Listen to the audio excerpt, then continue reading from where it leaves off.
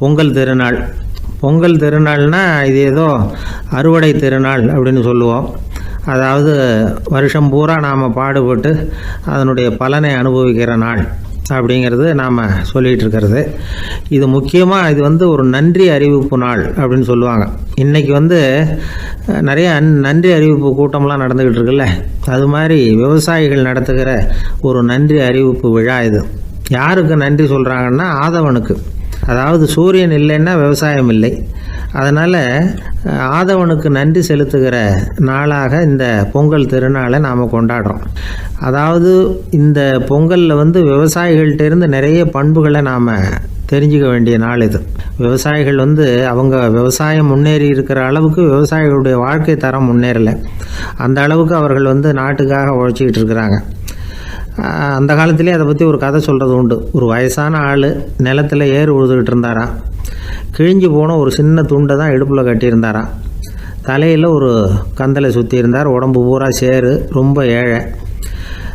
ஏறு ஓட்டிகிட்டு இருக்கிறவர் வேறு எப்படி இருப்பார்? இருந்தாலும் அந்த ஆள் ரொம்ப ஜாலியாக பாட்டு பாடிக்கிட்டே ஏறு உழுதுகிட்டு இருந்தாராம். உடம்புல தான் அவர் ஏழையை தவிர மனசில் ஒரு ஏழையாக தெரியல. அந்த சமயத்தில் அந்த நாட்டு ராஜா அந்த பக்கமாக குதிரை மேலே வந்தாராம். வேட்டைக்கு போயிட்டு பரிவாரங்களோடு திரும்பி வந்துக்கிட்டு இருக்கிறார். ரொம்ப செல்வ செழிப்பில் இருக்கிற ராஜா அவர் இந்த வயசான விவசாயியை பார்த்துருக்கார்.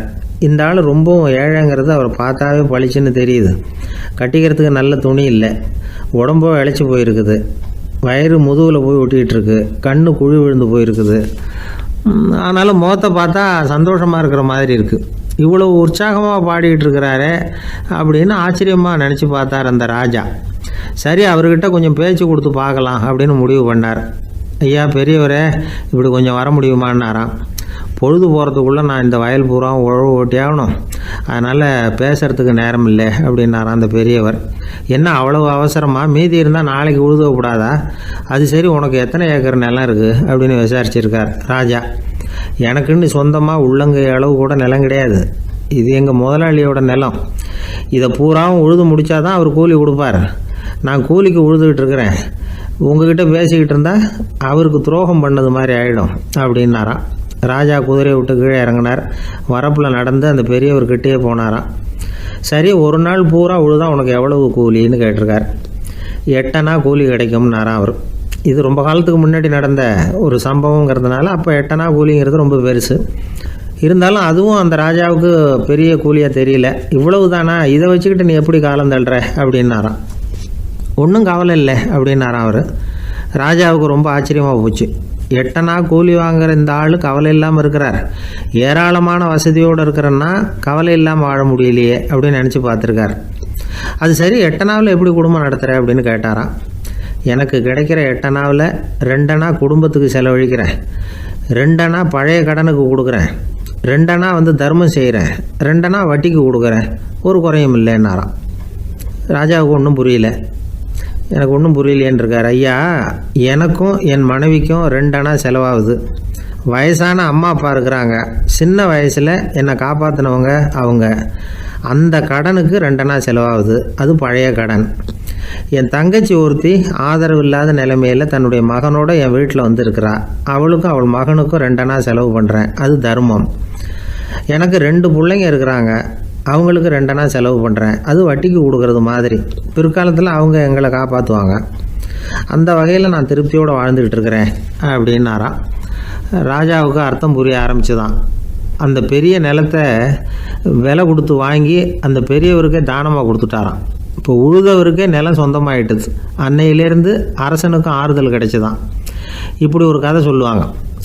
8 அணா வருமானத்தை வச்சுக்கிட்டு எப்படி காலத்தை தள்ளுறதுன்னு சொல்கிறதுக்காக இந்த கதையை சொல்கிறதாக யாரும் தப்பாக நினச்சிக்கக்கூடாது. கிடைக்கிறத எப்படி பங்கு போடுறார், எப்படி திருப்தியாக வாழறார் அப்படிங்கிறது தான் முக்கியம். அது மாதிரி இன்றைக்கு இந்த பொங்கல் திருநாளில் உழவர்கள் மனசு மகிழ்ச்சியாக இருந்ததுன்னா அது எல்லாரும் மகிழ்ச்சியாக இருக்கிறது மாதிரி அர்த்தம். அதனால் அவர்கள்ட்டேருந்து நாம் பாடம் கற்றுக்கணும். சில உழவர்கள் தங்கள் நிலத்தில் விளையிறத தாங்கள் சாப்பிட மாட்டாங்க, அடுத்தவங்கள்ட்ட விற்றுட்டு சந்தையில் போய் வேறு அரிசி வாங்கிட்டு வந்து தான் இவங்க சாப்பிடுவாங்க. அப்படிப்பட்ட விவசாயிகள்லாம் இது உண்டு. பங்கிடுகிற பண்பை உழவர்கள்ட்டேருந்து கற்றுக்கொள்ளுங்கள் அப்படிம்பாங்க. ஒரு ஆள் நிம்மதியாக மகிழ்ச்சியாக இருந்தானா, உங்கள் நிம்மதிக்கும் மகிழ்ச்சிக்கும் என்ன காரணம்னு கேட்டிருக்கார் இன்னொருத்தர். என்கிட்ட இருந்தது பூராவையும் என் பிள்ளைங்களுக்கு சமமாக பங்கு போட்டு கொடுத்துட்டேன், எனக்குன்னு எதுவுமே வச்சுக்கல, அதுதான் நிம்மதிக்கு காரணம்ன்றிருக்கான். உங்ககிட்ட இருந்தது எவ்வளவு இருந்தது அப்படின்னு கேட்டிருக்காரு அவர். மொத்தமாக ஒரு 50,000 ரூபா இருக்கும் அப்படின்னு இருக்கான்.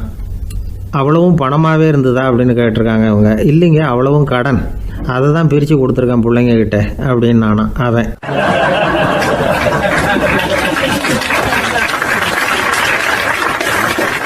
ஒரு பள்ளிக்கூடம், அதில் வசதியான வீட்டுக்குள்ள ஒருத்தன் படிச்சுக்கிட்டு இருந்தான், இன்னொரு ஏழை பையனும் அங்கே படிச்சுக்கிட்டு இருக்கிறான்.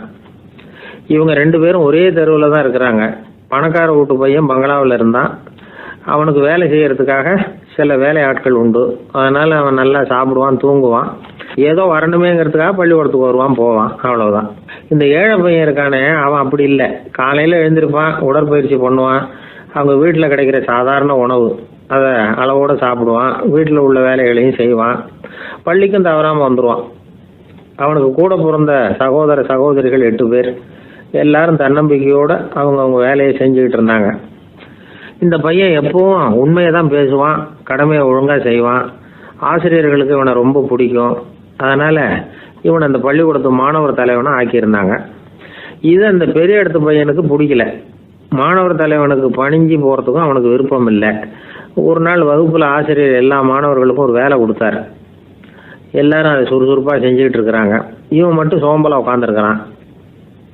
ஆசிரியர் அந்த பக்கமாக வந்தார், இதை பார்த்துட்டார். உடனே மாணவர் தலைவனாக இருக்கிற அந்த ஏழை பையனை கூப்பிட்டார்.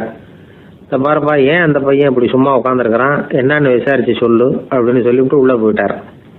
இவன் மெதுவாக போய் அவங்ககிட்ட விசாரித்தான், ஏன் இப்படி சோர்ந்து போய் உட்காந்துருக்குற அப்படின்னு. அவன் ரொம்ப அலட்சியமாக இவனை திரும்பி பார்க்குறான். என்னோட சிரமம் உனக்கு என்ன தெரியும், வீட்டில் என்னுடைய சௌகரியங்களை கவனிக்கிற வேலையாட்கள் 2 பேரும் இன்னைக்கு வேலைக்கு வரல, அதனால் என்னோட வேலையெல்லாம் நானே கவனிக்கிற மாதிரி ஆயிட்டுது, அதனால் சோர்ந்து போயிட்டேன் அப்படின்னு நான். அப்புறம் கேட்டிருக்கான், அது சரி, உன்னுடைய வீட்டில் உன்னுடைய வேலைக்காரங்க வராத போது நீ எப்படி சமாளிக்கிற அப்படின்னு கிண்டலாக கேட்டிருக்கான். அதாவது இவன் ஏழைங்கிறதையும் இவன் வீட்டில் வேலை செய்யறதுக்கு யாரும் இல்லைங்கிறதையும் இப்படி சொல்லி கிண்டல் பண்ணுறான். இந்த ஏழை பையனுக்கு இது புரிஞ்சுது, மனசு வேதனை போட்டுது. இருந்தாலும் வெளியில் காட்டியாமல் சிரிச்சுக்கிட்டே சொன்னானா, எனக்கு அந்த கவலையே கிடையாது, என்னுடைய உதவிக்கு நான் நினைச்ச உடனே என்னுடைய காரியத்தை செய்யறதுக்கு 8 பேர் எப்பவும் தயாராக இருப்பாங்க அப்படின்னு நான். இவன் இப்படி சொன்னதும் அவனுக்கு ஒரு மாதிரி ஆயிட்டு தான், தலையை குனிஞ்சுக்கிட்டே போட்டான். உள்ளே உட்காந்துருந்த ஆசிரியர் காதில் இது விழுந்தது. உடனே இந்த ஏழை பையனை உள்ளே கூப்பிட்டு போனார், கேட்டார், என்னப்பா இப்படி சொல்கிற, இவன் பொய் சொல்ல மாட்டாங்கிறது அவருக்கு தெரியும், அவனை சமாளிக்கிறதுக்காக இப்படி ஒரு பொய்யை சொல்லியிருப்பாங்கிறதையும் அவரால் ஏற்றுக்க முடியல.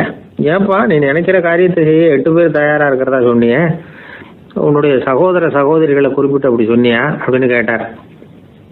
இல்லைங்க ஐயா, நான் அவங்கள குறிப்பிட்டு அப்படி சொல்லலைன்னா. அப்படின்னா பொய் சொன்னியா, இந்த சின்ன விஷயத்துக்கு அப்படி பொய் சொல்லலாமான்னார். ஐயா நான் பொய்யும் சொல்லலைன்னா. இவன் அப்படின்னா நீ சொன்னதுக்கு என்ன அர்த்தம்னார். இப்போ அந்த பையன் சொல்கிறான், ஐயா நான் நினைக்கிறத செய்து முடிக்க என் கூட இருக்கிற அந்த 8 பேர் யாருன்னா 2 கால் 2 கை வாய் மூக்கு கண்ணு காது ஆக மொத்தம் 8. இவங்க தான் அந்த வேலை ஆட்கள். நான் சொல்கிறத செய்யறதுக்கு, நான் சொல்கிறத கேட்கறதுக்கும் செய்யறதுக்கும் அவங்க எப்பவும் தயாராக இருக்காங்க. அந்த அளவுக்கு என்னுடைய பயிற்சிகள் பழக்க வழக்கங்கள் மூலமாக அவங்கள நல்ல நிலைமையில் வச்சிருக்கிறேன் அப்படின்னா. இந்த கதையை சுவாமி சின்மயானந்தர் சொல்கிறது வழக்கம். இயற்கை நமக்கு கொடுத்துருக்கிற வேலை ஆட்கள் இந்த 8, இவங்களை நல்ல முறையில் வச்சிருந்து வேலை வாங்க வேண்டியது நம்முடைய கடமை. அந்த கடமையை ஒழுங்காக செஞ்சுக்கிட்டு வந்தால் வாழ்க்கையில் வெற்றி நிச்சயம், இல்லைன்னா குழப்பம்தான். புத்தி சரியா இல்லைன்னா இந்த வேலையாட்கள் நாம் சொல்கிறத கேட்க மாட்டாங்க. ஒருத்தன் குடி போதையில் தள்ளாடி தள்ளாடி போய் ஒரு மரத்தில் முட்டிக்கிட்டானா, தலையில் கட்டு போட்டுக்கிட்டு மறுநாள் வந்திருக்கான். ஏன்டா இப்படி பண்ணுறேன்னு கேட்டிருக்காங்க. நான் ஒதுங்கி போன்னு தான் சொன்னேன், அது கேட்கல அப்படின்றான். எது கேட்கல, உன்னோட காலா அப்படின்னு கேட்டிருக்காங்க. இல்லைங்க அந்த மரம் அப்படின்னு நானா.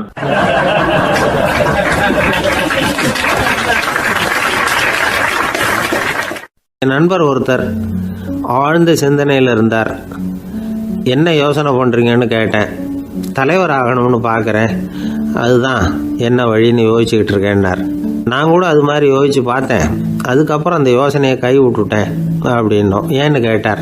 அதுக்கான தகுதிகள் நமக்கு இல்லைங்கிறது புரியுது. அது நமக்கு புரியறத விட நம்ம விட மற்றவங்களுக்கு நல்லா புரிஞ்சு போச்சு, அதனால் பேசாமல் கம்முன்னு இருந்துடுறது தான் நல்லது அப்படின்னோம். தலைவர் ஆகிறதுக்கு தகுதிகள் வேற உண்டோ அப்படின்னு கேட்டார். அவர் யதார்த்தமாக தான் கேட்குறார். நாங்கள் உடனே எங்ககிட்ட இருந்த ஒரு புத்தகத்தை எடுத்து அவர்கிட்ட கொடுத்தோம். படித்து பாருங்கன்னு. தலைவர் ஆகிறதுக்கு என்ன வழி அப்படிங்கிறத பற்றி அதில் போட்டிருக்கிறாங்க. முதல் வழி என்ன தெரியுமா? ஒரு 4 பேர் முன்னாடி இல்லைன்னா ஒரு கூட்டத்துக்கு முன்னாடி நீங்கள் பேச போகிறீங்க. அப்போ எப்படி ஆரம்பிக்கணும்னா, உண்மையான புகழ்ச்சி, நேர்மையான பாராட்டு, இதோடு ஆரம்பிக்கணும். எடுத்ததுமே அது சரியில்லை இது சரியில்லைன்னு பேசிகிட்டு இருக்கக்கூடாது. மக்களை பார்த்து நீங்கள் தான் தப்பு பண்ணிவிட்டீங்க அப்படின்னு நேரடியாக சொல்லக்கூடாது. தவறு இருந்தாலும் அதை மறைமுகமாக ஏதாவது கதை சொல்லி அதிலிருந்து அவங்க புரிஞ்சுக்கிற மாதிரி செய்யணும். அடுத்தவங்க பண்ண தப்பு என்னன்னு அலசறதுக்கு முன்னாடி நீங்கள் பண்ணின தப்பு என்னங்கிறத பற்றியே பேசுங்க. எதுக்கும் நேரடியாக உத்தரவு போட்டுக்கிட்டு இருக்கக்கூடாது. இதை நீங்கள் செய்யணும் அப்படின்னு சொல்கிறதுக்கு பதிலாக நீங்கள் இப்படி செஞ்சால் எப்படி இருக்கும் அப்படின்னு கேள்வி மாதிரி கேட்கணுமா. இப்படி கேட்டால் அது உத்தரவு மாதிரி தெரியாதான். அடுத்தவங்க மரியாதையை காப்பாற்றுறது மாதிரி பேசணுமா. உங்கள் பேச்சு இன்னொருத்தரை அவமானப்படுத்துறது மாதிரி இருக்கக்கூடாதான். ஏன்டா இவங்கிட்ட போய் மாட்டிக்கிட்டோம்னு யாரும் நினச்சிடக்கூடாது. ஒவ்வொரு சின்ன வளர்ச்சியையும் பாராட்டணும். வெற்றி சாதாரணமாக இருந்தாலும் பாராட்டாமல் இருந்துடக்கூடாது. பாராட்டும் பொழுது தாராளமாக இருக்கணும். குறை சொல்லும் பொழுது கவனமாக இருக்கணும். வாய்க்கு வந்தபடி பேசிவிட்டா அதுக்கப்புறம் வகையாக மாட்டிக்கிட்டு முழிக்க வேண்டியிருக்கும். நீங்கள் பேசுறது இன்னொருத்தருக்கு ஒரு கௌரவத்தையும் மரியாதையும் உண்டு பண்ணுறது மாதிரி இருக்கணும். நீங்கள் பேசுறது அடுத்தவங்களுக்கு இருக்கிற கொஞ்ச நெஞ்ச மரியாதையும் எடுத்து விடுறது மாதிரி இருக்கக்கூடாது. உங்கள் பேச்சை கேட்டால் கேட்குறவங்களுக்கு ஒரு ஊக்கம் வரணும், உற்சாகம் வரணும். தவறு எதுவாக இருந்தாலும் அதை சுலபமாக திருத்திக்கலாம், சரி பண்ணிக்கலாங்கிறது மாதிரி இருக்கணும் உங்கள் பேச்சு. அடுத்தவங்களை சந்தோஷப்படுத்துங்க. உங்கள் யோசனையை கேட்டு நடந்துக்கிறதுனால அந்த சந்தோஷம் அவங்களுக்கு கிடைக்கணும். இந்த தகுதியெல்லாம் உங்ககிட்ட இருந்தால் நீங்கள் ஒரு சிறந்த தலைவராகலாம் அப்படின்னு அந்த புஸ்தகத்தில் போட்டிருக்கு. இந்த காலத்தில் தலைவர் ஆகிறதுக்கு வேறு சில தகுதிகள்லாம் கூட தேவைப்படுது. ஒரு புள்ள தன்னுடைய அப்பா கிட்ட, அப்பா உன்ன மாதிரியே நானும் அரசியலில் சேரணும், தலைவர் ஆகணும்னு ஆசைப்படுறேன், இன்னையிலேருந்து எனக்கு அரசியல் பாடம் கற்றுக் கொடு அப்படின்னு கேட்டிருக்கான். அவரும் சரின்னு சொல்லிவிட்டு ஒரு பெரிய ஏணியை எடுத்துகிட்டு வந்தாரான். ஒரு செவுத்தில் சாத்தினார். இந்த ஏணியில் ஏறி உயர போய் அங்கே பரன் மேலே இருக்கிற ஒரு புத்தகத்தை எடுத்துகிட்டு வாடான் இருக்கார் மகனை பார்த்து. அப்பா ஏணி ரொம்ப உயரமாக இருக்குது, நீ ஜாக்கிரதையாக இதை பிடிச்சிக்கோ, நான் ஏறி போகிறேன் அப்படின்னு நான் பையன். பயப்படாத, நான் பார்த்துக்கிறேன்னார் அப்பா.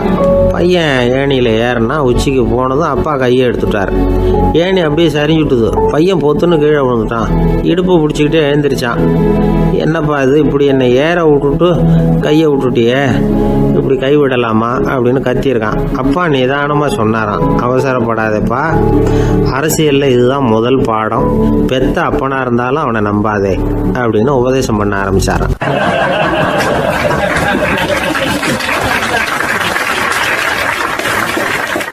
ஒரு ஆஃபீஸில் வேலை பார்க்குற ஒருத்தர் ஏதோ தப்பு பண்ணிவிட்டார். உடனே மேல் அதிகாரி அவரை கூப்பிட்டு அனுப்புனார். நீ செஞ்சது தப்புன்னார் கோபமா. இது ஒரு ரகம். சில அதிகாரிகள் இப்படி நீங்கள் செஞ்சது தப்புன்னு சொல்கிறதில்ல, நீங்கள் செஞ்சது சரி அப்படின்னு சொல்கிறதில்ல. எப்படி சொல்லுவாங்கன்னா, நீங்கள் செஞ்சது சரியில்லைன்னு நான் நினைக்கிறேன் அப்படின்னு சொல்லுவாங்களாம். அதாவது சில பேர் நீங்கள் செஞ்சது தப்புங்கிறாங்க, அதையே மாற்றி சொல்கிறாரு இவர், நீங்கள் செஞ்சது சரியில்லைன்னு நினைக்கிறேன். இது ரெண்டும் அர்த்தம் ஒன்று தான், இருந்தாலும் வார்த்தைகள் வித்தியாசம். நிர்வாக திறமை இல்லாத ஒரு அதிகாரி யூ ஆர் ராங் அப்படின்னு சொல்லுவாராம். நிர்வாக திறமை உள்ள அதிகாரியாக இருந்தால் அதையே கொஞ்சம் மாற்றி I think you are not correct அப்படின்பாரான். இதுதான் வித்தியாசம். இருந்தாலும் வார்த்தைகளை உபயோகப்படுத்துகிற விதத்தை வச்சு தான் வேலை நல்லா நடக்கிறதும் நடக்காதும் இருக்குது. விவரம் தெரிஞ்சவங்க என்ன சொல்கிறாங்க தெரியுமா? Be a leader not a boss அப்படிங்கிறாங்க. ஒரு லீடராக பாஸாக இருக்காதே அப்படிங்கிறாங்க. சரி, அப்படின்னா லீடருக்கும் பாஸுக்கும் வித்தியாசம் உண்டா அப்படின்னு கேட்டால் இருக்குன்னு சொல்கிறாங்க. லீடருங்கிறவர் வேறு, பாஸுங்கிறவர் வேறு. ஒரு லீடர் எப்படி நடந்துக்குவார், ஒரு பாஸ் எப்படி நடந்துக்குவார், இதை முதல்ல நாம் தெரிஞ்சுக்கணும். அவங்க எப்படி நடந்துக்குவாங்க அப்படிங்கிறதுக்கு சில விவரங்கள் இருக்குது. அதை கேட்டோம்னா நாம் புரிஞ்சுக்கலாம் அதை.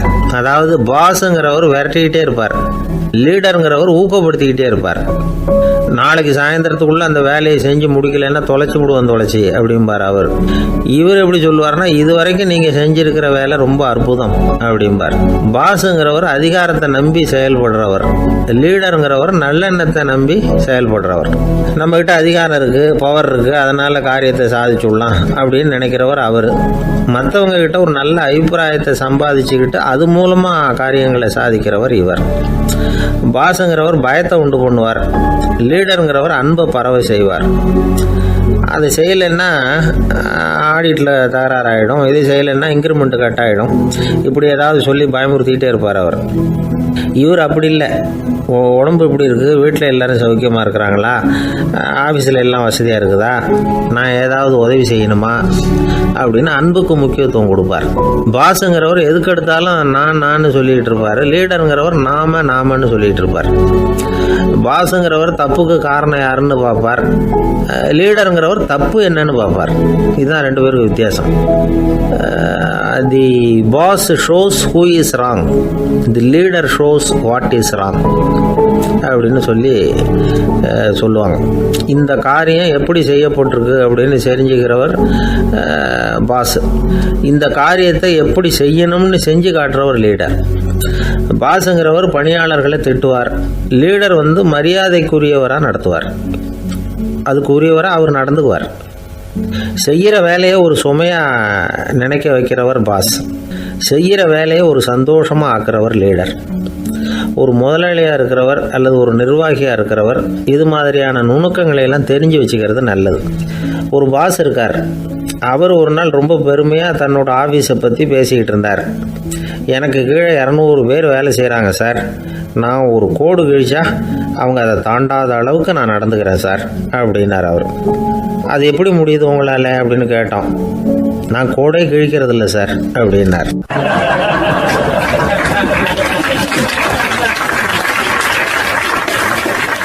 என்ன சார் உங்கள் பையன் என்ன செஞ்சுக்கிட்டு இருக்கிறான் இப்போது அப்படின்னு கேட்டார் ஒருத்தர். அடிக்கடி கண்ணாடி முன்னாடி நின்று அழகு பார்த்துக்கிட்டு இருக்கிறான் சார் அப்படின்னாரு அப்பா. இளம் பருவம் இப்படி தான் இருக்கும், அதையெல்லாம் சாதாரணமாக நினச்சிடாதீங்க அப்படின்னாரு அவர். என்ன சார் சொல்கிறீங்க, கண்ணாடி முன்னாடி நின்றுக்கிட்டு நேரத்தை வீணாக்கிக்கிட்டு இருக்கான், அதை ஒரு பெரிய விஷயமா நான் நினைக்கணுமா அப்படின்னாரு இவர்.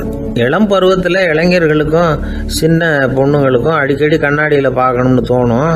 அது வெறுமனே அழகு பார்க்கறது மட்டும் இல்லை, அவங்க தங்களையே தேடி கண்டுபிடிக்கிற ஒரு முயற்சி அது. இது ஒரு மனோதத்துவ விளைவு. இது வரைக்கும் சின்ன பிள்ளையா இருந்துட்டோம், இனிமேல் நாமளும் மற்றவங்க மாதிரி மனிதர்கள் தான் அப்படிங்கிற உணர்வு அவங்களுக்கு வருது. தங்களோட முகம் எப்படி இருக்குது, அழகு எப்படி இருக்குது, உடம்பு நேரம் எப்படி இருக்குது, முடி எப்படி இருக்குது அப்படிங்கிறதையெல்லாம் கண்டுபிடிக்கிறாங்க. அதுக்கப்புறம் இன்னொரு ஆணோ பொண்ணோ தன்னை கவனிக்கணும் அப்படின்னு நினைக்கிறாங்க. இதெல்லாம் மனோதத்துவ உண்மைகள், இதெல்லாம் இயற்கை. இதை பார்த்துட்டு பெற்றவங்க பிள்ளைங்க கெட்டு போட்டாங்க அப்படின்னு நினைக்கக்கூடாது, அவங்கள திட்டிகிட்டே இருக்கக்கூடாது. இன்றைக்கி பல குடும்பங்களில் இதுதான் நடந்துக்கிட்டு இருக்குது. மனுஷ வாழ்க்கையிலேயே இப்படியும் இல்லாத அப்படியும் இல்லாத ஒரு பருவம் இளம் பருவம்.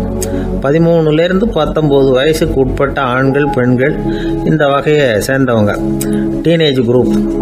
இவங்கள சின்னவங்கன்னு நினச்சிட முடியாது, பெரியவங்கன்னு நினச்சிட முடியாது. இவங்க ரொம்ப சென்சிட்டிவ். சமூகம் நினச்சா இவங்களை நல்லவங்களாகவும் ஆக்கலாம், கெட்டவங்களாகவும் ஆக்கலாம். கொஞ்சம் அக்கறை எடுத்துக்கிட்டால் பெரிய பெரிய மேதைகளையும் விஞ்ஞானிகளையும் உருவாக்கலாம். ஆனால் நடக்கிறது என்ன தெரியுமா, அநேகமாக இவங்களை யாருமே சரியாக புரிஞ்சுக்கிறது இல்லை, இவங்களை சரியாக நடத்துறதும் இல்லை. இது வரைக்கும் நாம் சொல்கிறத கேட்டுக்கிட்டு இருந்தான், இப்போல்லாம் அவன் இஷ்டத்துக்கு நடக்க ஆரம்பிச்சுட்டான் அப்படின்னு வருத்தப்படுற பெற்றோர்கள் அதிகம். இது வருத்தப்படுற விஷயம் இல்லை, சந்தோஷப்பட வேண்டிய விஷயம். உங்கள் புள்ள சொந்தமாக யோசிக்க ஆரம்பிக்கிறதும் நடந்துக்க ஆரம்பிக்கிறதும் ஒரு தப்பான விஷயமா? அவன் கடைசி வரைக்கும் உங்கள் பேச்சையே கேட்டுக்கிட்டு இருக்கணுங்கிறது என்ன நியாயம்? இன்றைக்கி இளைஞர்களை பெரியவங்க தப்பாக புரிஞ்சுக்கிட்டு தவறாக நடத்துறதுனால தான் அவங்களுக்கு வெறுப்பு, எரிச்சல், மனக்கசப்பு எல்லாம் உண்டாகுது. பெற்றவங்க சரியாக மதிக்கிறது இல்லை அப்படிங்கிற ஒரே காரணத்தினாலேயே வீணாக போகிற பிள்ளைங்க இன்றைக்கி அதிகம். சரி, பெற்றவங்களுக்கு இன்றைக்கி என்ன தான் புத்தி சொல்ல வர்றீங்க அப்படின்னு கேட்குறீங்களா? நாம் எதையும் சொல்ல வரல, ஆனால் அது சம்பந்தமான சில நிபுணர்கள் சொல்லியிருக்கிறத உங்கள் காதில் போட்டு வைக்கலாம். அது என்னென்னா, பிள்ளைங்க கிட்ட அன்பு செலுத்துங்க. குழந்தையாக இருந்தப்போ எவ்வளவு பாசமாக இருந்தீங்க, வளர வளர அதையும் குறைச்சிக்கிறீங்க. பெற்றவங்களின் அன்பான வார்த்தைகளுக்கு ஏங்குறவங்க தான் இன்றைய இளைஞர்கள். அவங்க எதை சொன்னாலும் அதை அக்கறையாக காது கொடுத்து கேளுங்க, அலட்சியப்படுத்தாதீங்க. அவங்க விரும்புறது உங்ககிட்ட இருந்து ஒரு மதிப்பு, மரியாதை, அங்கீகாரம், இவ்வளவுதான். அவங்க அவங்களாவே முடிவுகள் எடுக்கட்டும், அதுக்கு நீங்கள் உதவியாக இருங்க, அது போதும். மற்றவங்க முன்னாடி, முக்கியமாக அவங்க நண்பர்கள் முன்னாடி அவங்கள பற்றி மட்டமாக பேசாதீங்க. அவங்கக்கிட்ட பொய் சொல்லக்கூடாது. நீங்கள் சொன்னது பொய்ன்னு தெரிஞ்சு போச்சுன்னா உங்கள் பேரில் அவங்களுக்கு இருக்கிற மதிப்பு போயிடும், நம்பிக்கை போயிடும். அவங்களுக்கு முன்னாடி நீங்கள் சண்டை போடக்கூடாது. உங்கள் பிள்ளைய எப்பவும் இன்னொரு பிள்ளையோட ஒப்பிட்டு பேசுகிற வேலையே வேணாம். கூட பிறந்த மற்றவங்களோட கூட ஒப்பிடக்கூடாது. இப்படி செஞ்சால் அவன் உங்ககிட்டையும் பிரியமாக இருக்க மாட்டான், அவங்ககிட்டையும் பிரியமாக இருக்க மாட்டான். புள்ள எங்கே போகிறான், என்ன பண்ணுறான் அப்படின்னுலாம் துப்பறிஞ்சிக்கிட்டு இருக்கக்கூடாது. இளைஞர்கள் தனிமையை விரும்புகிறவங்க. அவங்கள பெட்டியில் வச்சு மூடி பாதுகாக்கணும்னு நினைக்கக்கூடாது. அவங்கள எப்படி பாதுகாக்கிறது அப்படிங்கிறது அவங்களுக்கே தெரியும். உங்கள் புள்ள எப்படி நடந்துக்கணும்னு நீங்கள் எதிர்பார்க்குறீங்களோ அது மாதிரி நீங்கள் நடந்து காட்டுங்க, அது போதும். ஒரு வீட்டில் அப்பாவும் அம்மாவும் பேசிக்கிட்டு இருக்கிறாங்க. என்னங்க நம்ம பொண்ணு பெரியவளாயிட்டா, அடிக்கடி கண்ணாடி முன்னாடி போய் நின்றுக்கிட்டு இருக்கிறா, சீக்கிரமாக ஒரு பையனை பார்த்து கல்யாணத்தை முடிக்காமல் இப்படி மசன்னு கல் மாதிரி உட்காந்துருக்குறீங்களே அப்படின்னு சத்தம் போட்டாங்க அந்த அம்மா. அவசரப்படாத, பார்க்கறதுக்கு கண்ணுக்கு அழகாக லட்சணமாக புத்திசாலியாக ஒரு பையன் கிடைக்க வேணாமா, அதுதான் பார்த்துக்கிட்டு இருக்கிறேன் அப்படின்னார் அப்பா. இதுக்கு அந்த அம்மா சொல்கிறாங்க, எங்கள் அப்பா இப்படியெல்லாம் நினச்சிக்கிட்டு இருந்திருந்தா எனக்கு கல்யாணமே ஆயிருக்காது தெரியுமா அப்படின்னாங்களாம்.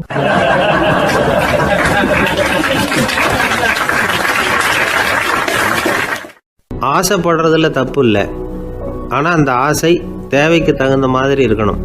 தேவைக்கு மீறிய ஆசைகள் இருக்கு பாருங்க, அது தேவையில்லை. இந்த கருத்தை வலியுறுத்தது மாதிரி ஒரு கதை உண்டு. தேவேந்திரனுக்கு திடீர்னு வீடு கட்டணும்னு ஒரு ஆசை வந்துதான். வீடுன்னா நாம கட்டுற மாதிரி இல்லை. தேவேந்திரன் வீடுன்னா சும்மாவா, ஒரு பிரம்மாண்டமான அரண்மனை கட்டணும். அது மாதிரி இந்த 3 லோகத்திலேயும் ஒரு அரண்மனை கிடையாது அப்படின்னு எல்லாரும் சொல்லணும். இது அவனோட ஆசை. உடனே தேவ தச்சரான விஸ்வகர்மாவை கூப்பிட்டான், உத்தரவு போட்டான். விஸ்வகர்மா தன்னுடைய உதவியாளர்களை எல்லாம் கூப்பிட்டு ஒன்றா சேர்த்துக்கிட்டார். படாத பாடுபட்டு ஒரு பெரிய அரண்மனையை கட்டி முடித்தார். கட்டி முடிக்க 1000 வருஷம் ஆச்சு. தேவேந்திரன் பார்க்குறான். அவனுக்கு திருப்தி ஏற்படலை. என்னுடைய அந்தஸ்துக்கு இது ரொம்ப சாதாரணமான கட்டிடம், இதை விட இன்னும் பெருசாக கட்டு அப்படின்னா. தேவ தச்சர் திணறி போயிட்டார். அவரால் அதுக்கு மேலே எதுவும் செய்ய முடியல. என்ன பண்ணுறதுன்னு யோசனை பண்ணார். நேராக நாரதர் காலில் போய் விழுந்தார். நீங்கள் தான் என்னை இந்த பிரச்சனையிலேருந்து காப்பாற்றணும்னார். நாரதர் யோசனை பண்ணார். சரி, கவலைப்படாதேன்னார். நேராக இந்திரன்கிட்ட போனார். இந்திரன் நாரதரை பார்த்த உடனே வாங்கன்னு கூட்டிகிட்டு போய் அரண்மனையை காட்டினான். இது மாதிரி ஒரு அரண்மனையை நீங்கள் வேற எங்கேயாவது பார்த்துருக்குறீங்களா அப்படின்னு ரொம்ப பெருமையாக கேட்டான். நான் பார்த்ததில்லை, ஆனால் என்னை விட வயசில் மூத்தவர் மகரிஷி லோமேசர், அவர் ஒரு வேளை பார்த்துருக்கிறாரா என்னமோ அப்படின்னார். உடனே அவரை மனசில் நினச்சி தியானம் பண்ணினார். அடுத்த கணம் லோமேசர் அங்கே வந்தார். இடையில ஒரு சின்ன துண்டு, கையில் ஒரு கமண்டலம், தலையில் ஒரு பாய், அவ்வளவுதான் அவர்கிட்ட இருந்தது. எதுக்காக தலையில் எந்த பாய் அப்படின்னு கேட்டான் இந்திரன்.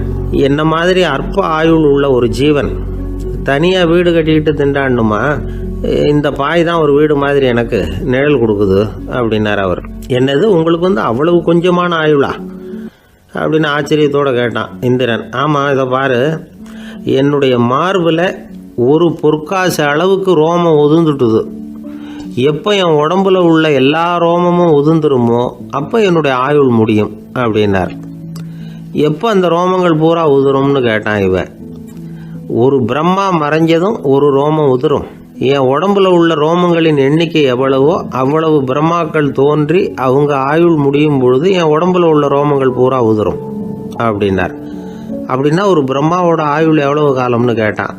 ஒரு பிரம்மாவுக்கு 100 தேவ வருஷம். ஒவ்வொரு தேவ வருஷத்துக்கும் 365 தேவ நாள். ஒவ்வொரு தேவ நாள்லையும் ஒன்ன மாதிரி 14 இந்திரர்கள் தோன்றி மறைகிறாங்க அப்படின்னு மகரிஷி லோமேசர் சொல்றார். இதை கேட்டதும் இந்திரன் ஆடி போயிட்டான். அவ்வளவு ஆயுள் உள்ள இவரே அற்ப ஆயுள்னு சொல்றார். நான் என்னுடைய ஆயுளை பெருசாக நினச்சிக்கிட்டு பிரம்மாண்டமான அரண்மனை கட்டணும்னு ஆசைப்படுறேனே அப்படின்னு நினச்சான். எனக்கு வீடு கட்டின வரைக்கும் போதும்னு விட்டான். அதனால் நாமெல்லாம் நம்முடைய தேவைக்கு தகுந்த மாதிரி ஆசைப்படுறது தான் நியாயம். ஆனால் அப்படியே நடந்துக்கிறோம். மனுஷன் கடவுளையே ஏமாற்றி காசு வாங்கிறதுக்குள்ள ஆசைப்படுறான். ஒருத்தன் கடவுளை நினச்சி தவம் இருந்தான். கடவுள் நேரில் வந்தார். தேவலோகத்தில் ரூபாய்க்கெல்லாம் என்ன மதிப்புன்னு கேட்டான். அங்கெல்லாம் ரூபாய்ங்கிறது உங்கள் பணத்தில் 1 கோடி ரூபாய்க்கு சமம். அதாவது தேவலோகத்தில் 1 ரூபான்னா இங்கே 1 கோடி ரூபா. அது மாதிரி எங்களுக்கு ஒரு நாளுங்கிறது உங்கள் கணக்கில் 1 கோடி வருஷத்துக்கு சமம் அப்படின்னார் கடவுள். அப்படின்னா எனக்கு நீங்கள் அதிகமாக எதுவும் தர வேணாம், உங்கள் கணக்குப்படி ஒரே 1 ரூபா கொடுங்க, அது போதும்னா இவன் ரொம்ப சாமர்த்தியமாக. கடவுள் யோசனை பண்ணார், அது ஒன்றும் கஷ்டம் இல்லை, 1 ரூபா தானே கேட்குற, கொடுத்துட்றேன். ஆனால் இப்போ வரும்பொழுது நான் எடுத்துக்கிட்டு வரல, எங்கள் கணக்குப்படியே 1 நாள் பொறுத்துக்க பணத்தோடு வந்துடுறேன் அப்படின்னு சொல்லிவிட்டு பறந்து போயிட்டார்.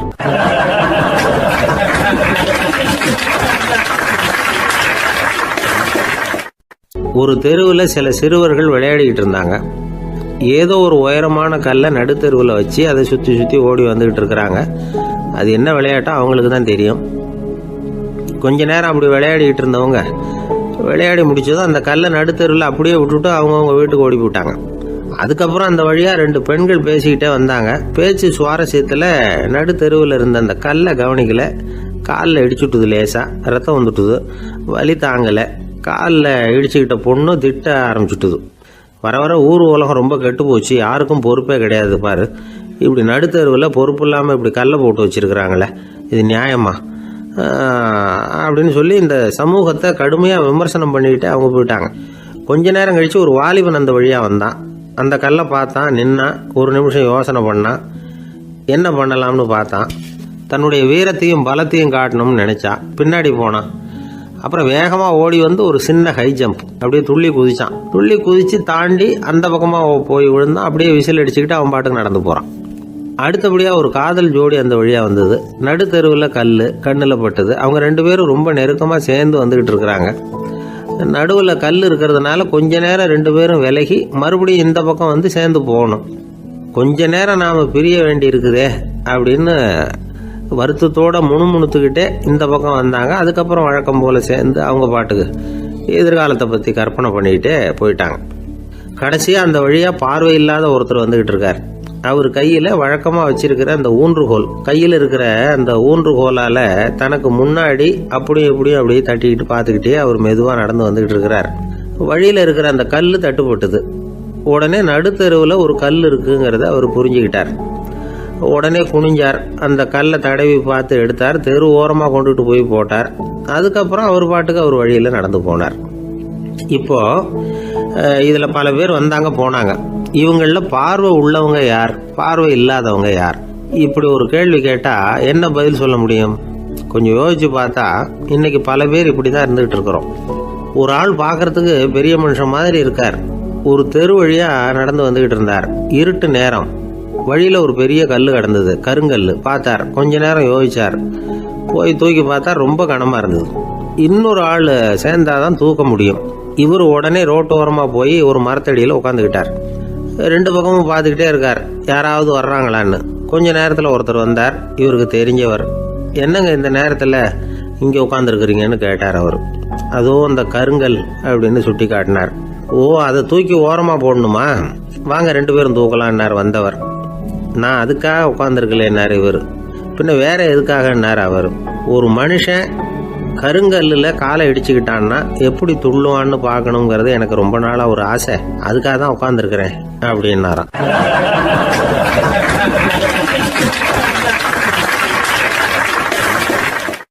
ஒரு காடு, நல்ல மரம்லாம் செழிச்சு இருந்தது. அப்படிப்பட்ட காட்டில் ஒரு சாது இருந்தார். அவர் எப்படின்னா எப்பவும் ஒரு மரத்தடியில் உட்காந்துருப்பார். ஏன்னா அவருடைய இருப்பிடமே அதுதான். அவர் என்ன பண்ணுவார், 3 கல் வச்சுருந்தார். செங்கல் மாதிரி இருக்கும், ஆனால் அதை விட கொஞ்சம் பெருசாக இருக்கும். எதுக்கு அந்த 3 கல்லுன்னா அதுதான் அவருடைய படுக்கை. அதாவது தூங்குறப்ப ஒரு கல்லை தலைக்கு கீழே வச்சுக்குவார், இன்னொரு கல்லை இடுப்புக்கு கீழே வச்சுக்குவார், இன்னொரு கல்லை காலுக்கு கீழே வச்சுக்குவார். உடம்பை வந்து அப்படியே ஒரு தகட்டால் மூடிக்குவார், அப்படியே தூங்கி போடுவார்.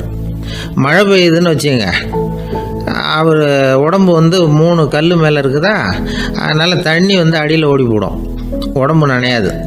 மேலே தகடு இருக்கிறதுனால மழையும் உடம்புல படாது. அவர் தூக்கமும் கிடையாது, நிம்மதியாக தூங்குவார். பகலில் அந்த 3 கல்லையும் ஒரு சேர ஒரு அடுப்பு மாதிரி வச்சு அது மேலே உட்காந்துக்குவார். அதனால் பாம்பு பூச்சி எதுவும் அவரை வந்து தொந்தரவு பண்ணுறதில்ல. அது பாட்டுக்கு நடந்து போயிடும். அவர் பாட்டுக்கு நிம்மதியாக இருப்பார். யாராவது எதையாவது கொண்டுகிட்டு வந்து கொடுத்தா அதை வாங்கி சாப்பிடுவார், அவ்வளவுதான். ஒரு நாள் அந்த நாட்டு அரசன் காட்டுக்கு வேட்டையாட வந்தான். அந்த வழியாக வந்தப்போ இந்த சாது படுத்துருக்கிறத பார்த்தான், பரிதாபப்பட்டான். ஐயோ பாவம், இவர் இப்படி இந்த கல் மேலே உடம்ப வச்சுக்கிட்டு தூங்குறாரு, என்ன பாடுபடுவார், இவரை நாம் அரண்மனைக்கு அழைச்சிட்டு போய் சுகமாக நிம்மதியாக இருக்கிறதுக்கு வழி செஞ்சு கொடுப்போம், அது ரொம்ப நல்லாயிருக்கும் அப்படின்னு நினச்சான். அப்படி நினச்சிக்கிட்டே அரண்மனைக்கு வந்துட்டான். அதுக்கப்புறம் ஒரு பல்லக்கையும் 2 சேவகர்களையும் காட்டுக்கு அனுப்பி அந்த சாதுவை மெதுவாக இங்கே அழைச்சிட்டு வந்துடுங்க அப்படின்னு சொல்லி அனுப்பி வச்சான். இவங்க போய் அவர்கிட்ட விவரத்தை சொன்னாங்க. எனக்கு என்னத்துக்கு அரண்மனை வாசம் அப்படின்னார். இருந்தாலும் மன்னர் உத்தரவு, நீங்கள் அவசியம் வரணும் அப்படின்னாங்க இவங்க. சரின்னு சொல்லிவிட்டு வேறு வழி இல்லாமல் புறப்பட்டார். புறப்படும் பொழுது என்ன பண்ணாருன்னா, மறக்காமல் அந்த 3 கல், ஒரு தகடு, அதையும் எடுத்து பல்லக்கில் வச்சுக்கிட்டார். என்னத்துக்கு இதையெல்லாம் எடுத்து வைக்கிறாரு அப்படின்னு சொல்லி அவங்க யோசனை பண்ணாங்க. இருந்தாலும் அதை பற்றி ஒன்றும் கேட்கல. பேசாமல் அவரை அழைச்சிட்டு போய் அரண்மனையில் விட்டுட்டாங்க. அரசன் ஓடி வந்தான், வரவேற்றான், அறுசுவை உணவு படைத்தான். அவர் படுக்கிறதுக்கு தங்க கட்டில், பட்டு மெத்தை, இப்படி எல்லாம் ஏற்பாடு பண்ணி வச்சான். இங்கே படுத்து ஓய்வு எடுத்துங்க அப்படின்னு சொல்லிவிட்டு அவன் பாட்டு போயிட்டான்.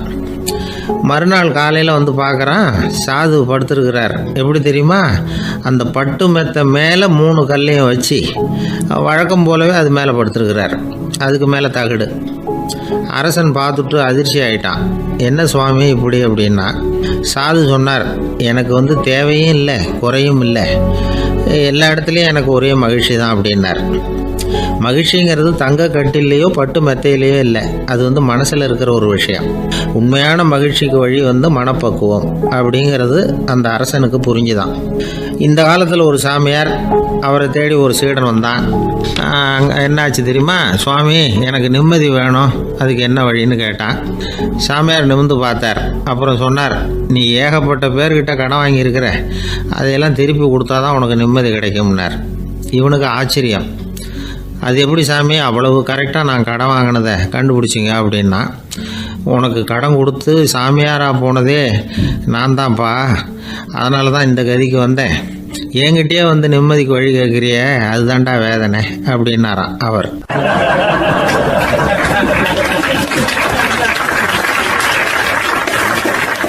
ஒருத்தர் ரொம்ப கவலையோடு உட்காந்துருந்தார். எதை பற்றி சார் கவலைப்படுறீங்கன்னு கேட்டோம். எதிர்காலத்தை பற்றி கவலைப்படுறேன்னார். ஏன்னு கேட்டோம். என்ன பண்ணுறதுன்னே தெரியல சார், எதிர்காலம் ஒரே இருட்டாக இருக்குது, பாதையே புரியலன்னார். இன்றைக்கி நம்ம இளைஞர்கள் பல பேருக்கு எதிர்காலம் இருட்டாக தான் தெரியுது. அவங்கெல்லாம் இந்த கதையை கொஞ்சம் கேட்கணும். ஒரு மலை அடிவாரத்தில் ஒரு சின்ன கிராமம். அந்த மலை ரொம்ப உயரமானது, அடர்த்தியாக செடி கொடிகள் மரங்கள் அதில் மண்டி கிடக்குது. பகல் வேளையில் இருட்டாக தான் இருக்கும், அவ்வளோ அடர்த்தி.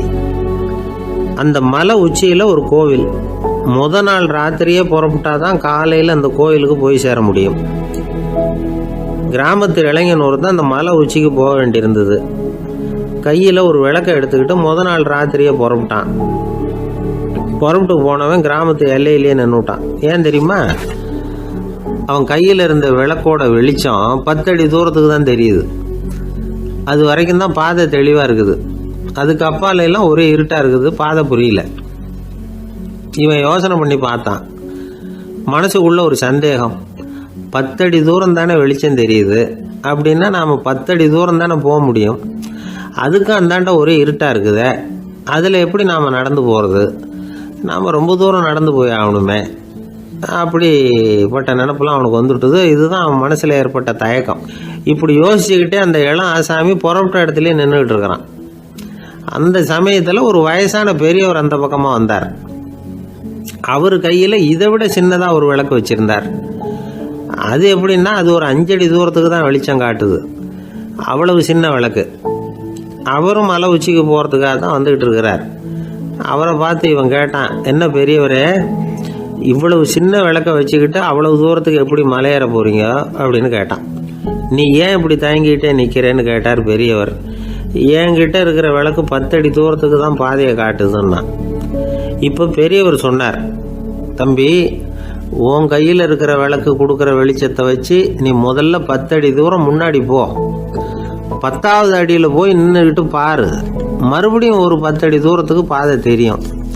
இப்படி உன் கையில் இருக்கிற விளக்கு தொடர்ந்து வெளிச்சம் காட்டிக்கிட்டே இருக்கும். நீ முன்னேற முன்னேற அந்த வெளிச்சமும் முன்னேறும். அதனால் எத்தனை கிலோமீட்டர் தூரம் வேணும்னாலும் நீ இந்த 10 அடி தூரம் வெளிச்சத்தை வச்சுக்கிட்டே நீ போயிடலாம், புறப்படு அப்படின்னார். இப்போ தான் அந்த பெரியவர் சொன்னது இளைஞனுக்கு பளிச்சுன்னு புரிஞ்சுதான். உடனே உற்சாகமாக புறப்பட்டான், உச்சிக்கு போய் சேர்ந்தான். இந்த கதையிலேருந்து நாம் புரிஞ்சிக்க வேண்டியது என்ன தெரியுமா? நீண்ட கால திட்டம் ஒன்று போடும் பொழுது நமக்கு முன்னாடி இருக்கிறத மறந்துவிட்டு மனசை போட்டு குழப்பிக்க கூடாது. உங்கள் கையில் என்ன இருக்கோ அதுலேயே உங்கள் எதிர்காலம் மறைஞ்சிருக்குது. கண் முன்னாடி தெரியறத வச்சு ஆரம்பிங்க, போக போக வழி தானாக புலப்படும் அப்படிங்கிறார் ஒரு பெரியவர். பெரிய பயணங்களையெல்லாம் இப்படி தான் நடத்த வேண்டியிருக்கும். ஒவ்வொரு அடியாக எடுத்து வச்சா ஓடி போய் சேர்ந்து விடலாம். மலைச்சி போய் நின்றுட்டா நின்றுக்கிட்டே இருக்க வேண்டியது தான். நம்ம ஆள்லாம் ரொம்ப மோசமான இருக்கிறாங்க. ஒருத்தன் அப்படி தான் நீண்ட தூர பிரயாணம் ஒன்று புறப்பட்டான். ரயில் போய்கிட்டே இருந்தது. கொஞ்சம் தூரம் போச்சு, பாதி வழியில் கையில் வச்சுருந்த டிக்கெட்டை காற்றுல விட்டுட்டான். ஐயோ என் டிக்கெட்டு போயிட்டுதே அப்படின்னு கத்த ஆரம்பிச்சிட்டான். பக்கத்தில் இருந்த பெரியவர் அவனை பார்த்து பரிதாபப்பட்டு, கவலைப்படாத தம்பி, போனால் போகுது, வேற டிக்கெட் வாங்கிக்கலாம் அப்படின்னு ஆறுதல் சொன்னார். அதுக்கு அவன் சொல்கிறான், சார் நான் அதுக்காக அழலை, அந்த டிக்கெட்டு கிடைச்சா தானே நான் எந்த ஊருக்கு போகணுங்கிறது எனக்கு தெரியும் அப்படிங்கிறான்.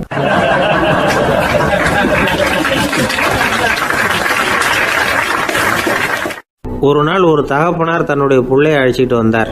சார், இவன் சரியாக படிக்க மாட்டேங்கிறான், பெரியவங்களை மதிக்க மாட்டேங்கிறான், நீங்கள் கொஞ்ச நாள் இவனுக்கு குருவாக இருந்து நல்ல விஷயங்களை சொல்லி கொடுத்தா தேவையில்லைன்னார்.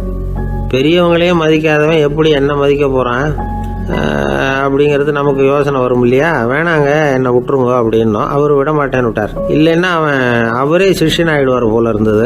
சரி, வேறு வழி இல்லாமல் அந்த பையனையே என்னுடைய சீடை நான் ஏற்றுக்கிட்டு உபதேசமெல்லாம் பண்ண ஆரம்பித்தோம்.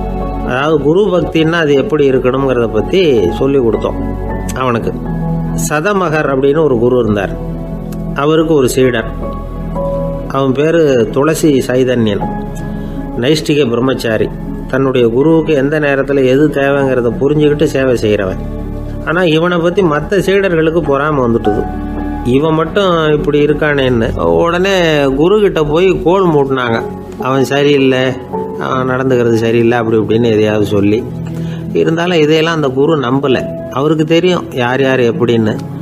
துளசி சைதன்யன் பெருமையை மற்ற சீடர்களுக்கு உணர்த்தணும் அப்படின்னு நினைச்சார். அதுக்கு ஒரு வழி பண்ணார். ஒரு நாள் சீடர்களை எல்லாம் கூப்பிட்டுக்கிட்டு ஒரு காட்டு வழியாக போய்கிட்டு இருந்தார். அங்கே ஒரு பெரிய மலை அருவி கொட்டிக்கிட்டு இருந்தது. குரு சீடர்கள் பக்கம் திரும்பினார். இந்த மலையின் மேலே இருந்து அந்த படு பாதாளத்தில் குதிக்கிறதுக்கு உங்களில் யார் தயார் அப்படின்னு கேட்டார். ஒரு சீடனும் ஆய திறக்கலை, ஒதுங்கி நின்றுக்கிட்டாங்க. பின்னாடி மூட்டை முடிச்சோடு வந்துக்கிட்டு இருந்தான் துளசி சைதன்யன். அவனை பார்த்தார். தப்பாருப்பா, நீ மேலே இருந்து அந்த அருவியில் குதி அப்படின்னார். அப்படியே செய்கிறேன் சுவாமின்னா ஓடி போய் பொத்துன்னு குதிச்சுட்டான்.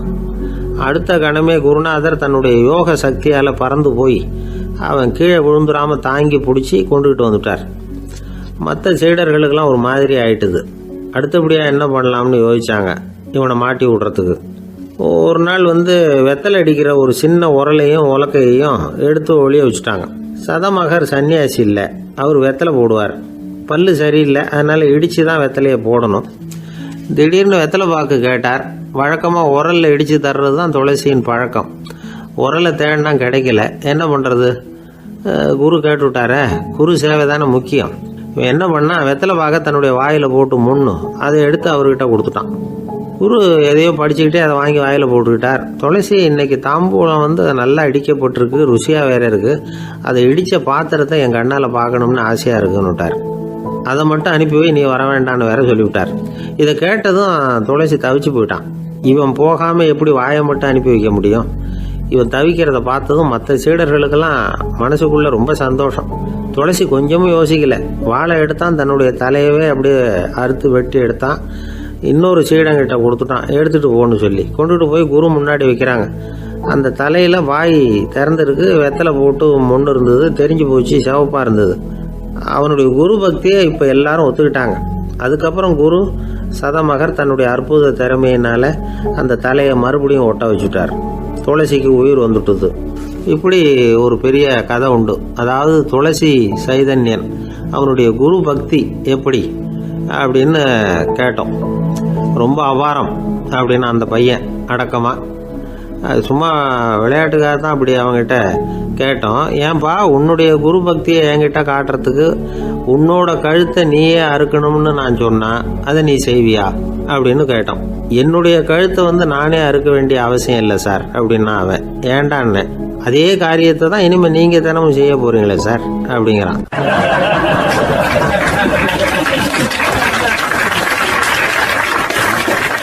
இயேசுநாதர்கிட்ட ஒருத்தர் கேட்டாராம், இயேசுவே என்னை எவ்வளவு நேசிக்கிறீர்கள் அப்படின்னு. அவர் தன்னுடைய 2 கைகளையும் அகல விரித்து இவ்வளவு என்று சொல்லி சிலுவையில் உயிர் நீத்தார் அப்படின்னு சொல்லுவாங்க. அதாவது அந்த நேசிப்புக்கு எல்லை கிடையாது, அதே போல் மன்னிப்புக்கும் எல்லை கிடையாது. இது இயேசுநாதர் சொல்லி கொடுத்த ஒரு பாடம். இயேசுனுடைய சீடர்களில் ஒருத்தன் பீட்டர், அவன் ஒரு நாள் இயேசுநாதர்கிட்ட கேட்டிருக்கான், இயேசுவே நான் என்னுடைய தம்பிக்கிட்ட அடிக்கடி சண்டை போட்டுக்கிட்டு இருக்கிறேன், என்னுடைய சகோதரன் கூட. அவனை நான் எத்தனை தடவை மன்னிக்கிறது? ஏற்கனவே 7 தடவை அவனை மன்னிச்சுட்டேன் அப்படின்னு சொல்லியிருக்கிறான். அப்போ இயேசு சொன்னாராம், மன்னிக்கிறதுக்கு எத்தனை தடவைங்கிற கணக்கெல்லாம் கிடையாது. எத்தனை தடவை உன்னுடைய சகோதரன் உன்னை கோபப்படுத்துகிறானோ அத்தனை தடவை நீ மன்னிக்கிறதுக்கும் தயாராக இருக்கணும், அதுதான் அப்படின்னு சொன்னாராம். அப்போ இவனுக்கு ஒன்றும் புரியல, இது என்ன அவன் தப்பு பண்ணிக்கிட்டே இருப்பான், நாம் மன்னிச்சுக்கிட்டே இருக்கிறதா அப்படிங்கிறது மாதிரி குழப்பமாக இருந்திருக்கிறான். அப்போது இயேசுநாதர் தன்னுடைய சீடன் பீட்டர்கிட்ட ஒரு கதை சொன்னாராம்.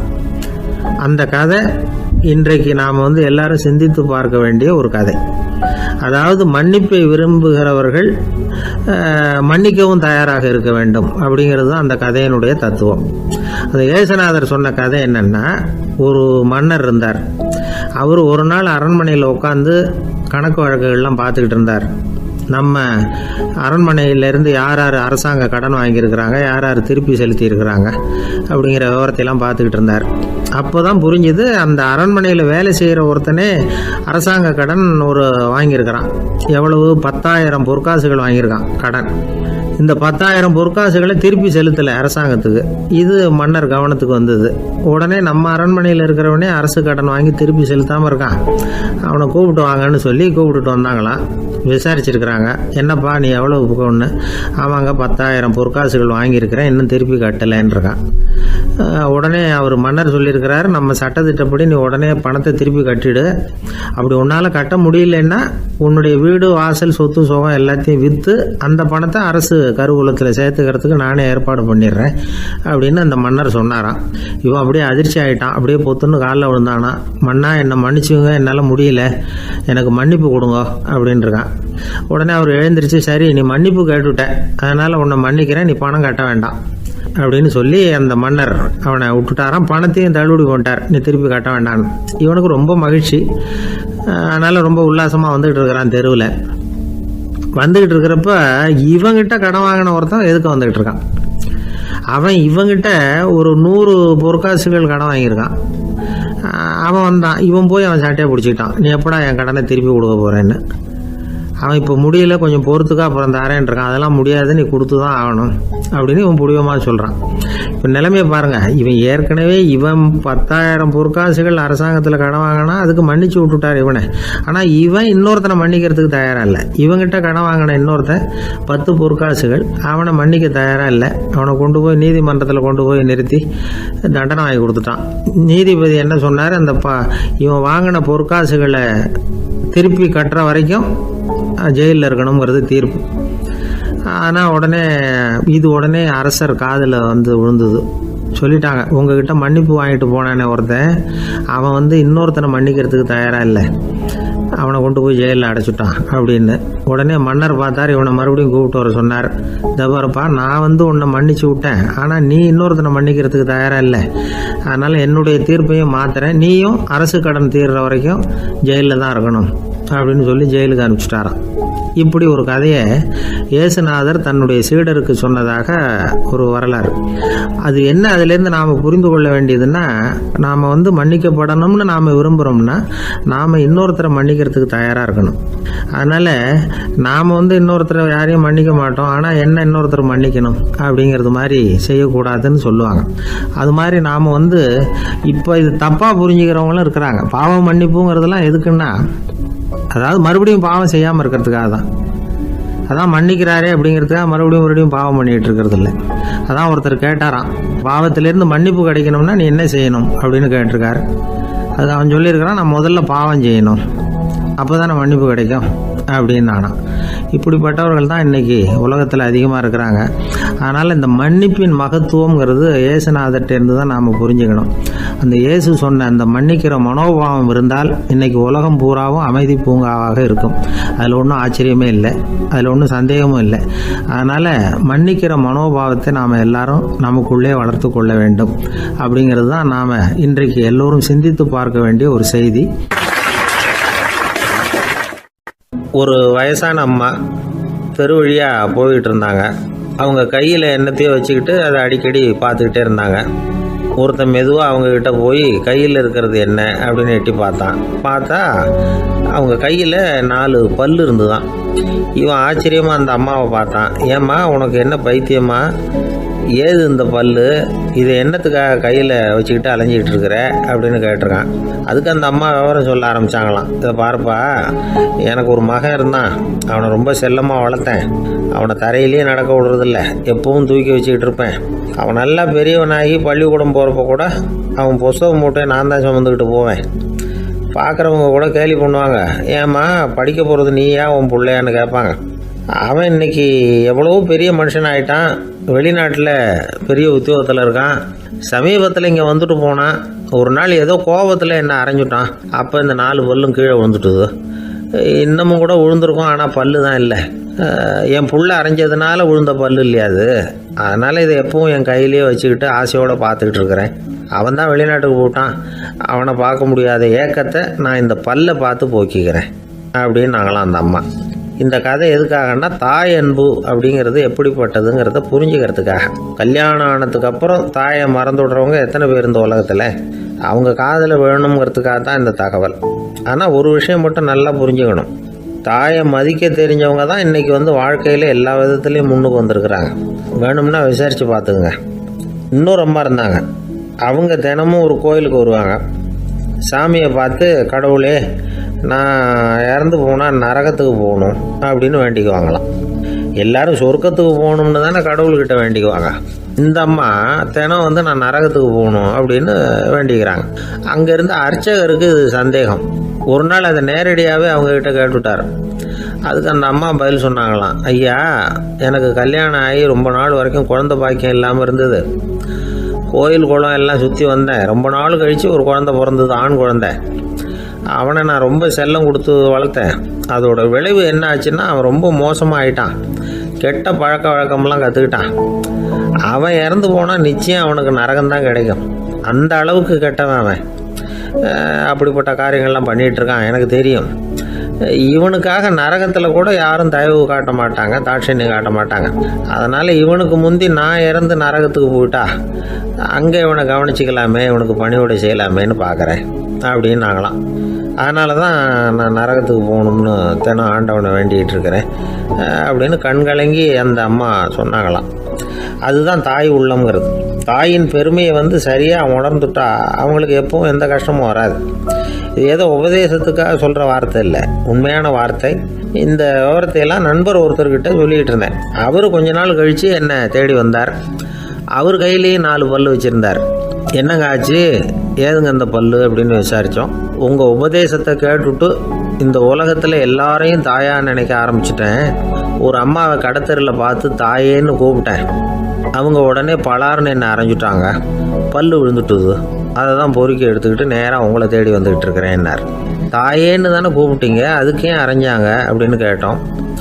நான் தாயேன்னு கூப்பிட்டது அவங்க காதில் நாயேன்னு விழுந்துட்டு தான், அதுதான் அப்படி ஆயிட்டுது அப்படின்னார்.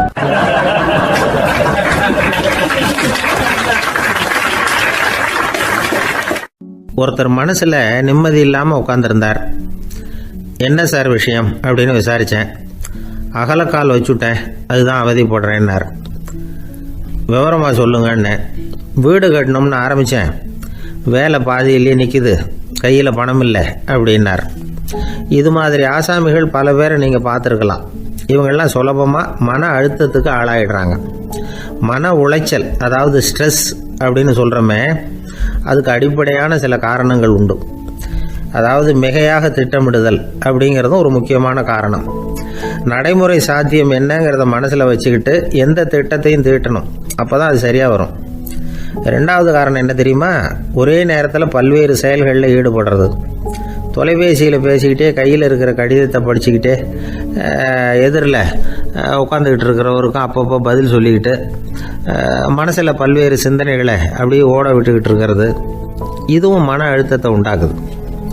மூணாவது காரணம், எதுலேயும் வெற்றி மட்டும் எதிர்பார்க்குற ஒருதலைப்பட்சமான ஆர்வம். நாம் தொட்டதெல்லாம் வெற்றியாகவே முடியணும் அப்படின்னு எதிர்பார்க்குறவங்க ஏதாவது ஒன்றில் தோல்வியை கண்டால் தோண்டு போயிடுறாங்க. எப்படியும் முடியலாம்ங்கிற எண்ணம் ஏற்கனவே நமக்குள்ளே இருந்துட்டுதுன்னா அந்த அவஸ்தை வராது. அதனால் அதுவும் நம்ம வளர்த்து கொள்ள வேண்டிய ஒரு குணம். மன உளைச்சல் ஏற்படுறதுக்கு இன்னொரு காரணம், எதையும் வேகமாக செஞ்சுடணும் அப்படிங்கிற துடிப்பு. அந்த துடிப்பே மனசை அழுத்த ஆரம்பிச்சிடும். எந்த ஒரு காரியத்திலையும் தாமதமோ இடையூறோ ஏற்பட்டால் அதை பொறுத்துக்கிற மனப்போக்கம் வேணும். அது இல்லாதவங்க அழுத்தத்துக்கு ஆளாயிடுறாங்க. சில பேர் வேலைன்னு எந்த நேரம் பார்த்தாலும் வேலையே கதின்னு கிடப்பாங்க. பொழுதுபோக்குக்கோ உடற்பயிற்சிக்கோ குடும்பத்தில் உள்ளவங்க அல்லது நண்பர்கள் கூட கலந்துரையாடவோ கொஞ்சம் கூட நேரம் ஒதுக்க மாட்டாங்க. இந்த சுபாவம் மன அழுத்தத்தை உண்டு பண்ணும். இதையெல்லாம் புரிஞ்சுக்கிட்டு அதிலிருந்து விடுபடுறது எப்படின்னு யோசிக்கணும். வல்லுநர்கள் இது தொடர்பாக சில யோசனைகளை சொல்லி வச்சிருக்கிறாங்க. அது என்னன்னா, வாழ்க்கைங்கிறது பிரச்சனைகளால் பின்னப்பட்ட ஒன்று. அது எப்போவுமே முடிவடையாத ஒரு தொடர்கதை அப்படிங்கிறத முதல்ல நாம் புரிஞ்சுக்கணும். ஒரே நேரத்தில் ஒரு காரியத்தில் மட்டுமே நாம் கவனம் செலுத்தணும். அடுத்தவங்க காரியத்தில் தலையிடக்கூடாது. எதையும் பேச ஆரம்பிக்கிறதுக்கு முன்னாடி நம்மை நாமே கேட்டுக்க வேண்டிய கேள்வி 2. 1, நான் சொல்ல போகிறது ரொம்ப முக்கியமானதா? 2வது, நான் சொல்கிறத அவங்க கேட்குறதுக்கு ஆசைப்படுறாங்களா? நான் பேசுகிறதுக்கு அது சரியான நேரம் தானா? இதை யோசித்து பார்த்ததுக்கப்புறம் எதையும் பேச ஆரம்பிக்கணும். முடிஞ்ச அளவுக்கு வளைந்து போகிற சுபாவத்தை வளர்த்துக்கணும். நம்ம நேரம் விலை மதிப்பு இல்லாதது, அதை வீணாக்கக்கூடாது. சிரிக்க தெரியலனாலும் பரவாயில்ல, முகத்தில் கொஞ்சம் புன்முறுவலாவது காட்டணும். இதெல்லாம் ரொம்ப முக்கியம். அடுத்தவங்க ஏதாவது செஞ்சால் உடனே நன்றி சொல்ல மறக்கக்கூடாது. தினமும் கொஞ்சம் நேரத்தை தனிமையில் செலவு பண்ணணும். மன உளைச்சலிருந்து விடுபடுறதுக்கு 3 முக்கிய வழிகள் சொல்கிறாங்க. அதை சுருக்கமாக ரெட் அப்படின்னு சொல்கிறாங்க. RED ஆங்கில எழுத்தில். அந்த முதல் எழுத்து R, அது என்னென்னா ரிலாக்ஸேஷன், அதாவது இடை ஓய்வு. 2வது E எக்ஸர்சைஸ், உடற்பயிற்சி. 3வது டயட், திட்டமிட்ட உணவு முறை. அதனால் தியானம், மூச்சு பயிற்சி இதெல்லாம் இந்த இடை ஓய்வுக்கு வழிகள். எந்த வேலையையும் தொடர்ந்து செய்யக்கூடாது. எல்லார்கிட்டையும் கலகலப்பாக பழகணும். மாதத்துக்கு ஒரு நாளாவது குடும்பத்தோடு வெளியில் போயிட்டு வரணும். சுலபமான உடற்பயிற்சிகளை செய்யலாம். உடற்பயிற்சிங்கிறது நமக்காக நாம் செய்கிற ஒரு நீண்டகால முதலீடு அப்படின்னு சொல்லுவாங்க. அதாவது லாங் டேர்ம் இன்வெஸ்ட்மெண்ட்டாக. அளவோடு சாப்பிட்ணும், மெதுவாக சாப்பிட்ணும். இதெல்லாம் கொஞ்சம் மனசில் வச்சுக்கிட்டு நடந்துக்கிட்டால் மகிழ்ச்சியாக வாழலாம். சில பேர் சாப்பாட்டு விஷயத்தில் ரொம்ப அக்கறை எடுத்துக்கிறது உண்டு. ஒரு குண்டு ஆசாமி சாப்பிட உக்காந்தார். முதல்ல ஒரு மாத்திரை சாப்பிட்டார். எதுக்குன்னு கேட்டோம். பசி எடுக்கிறதுக்குன்னார். சாப்பிட்டு முடித்தார். பிறகு மறுபடியும் ஒரு மாத்திரை சாப்பிட்டார். இது எதுக்குன்னு கேட்டோம். சாப்பிட்டது ஜீரணமாகறதுக்கு அப்படின்னார்.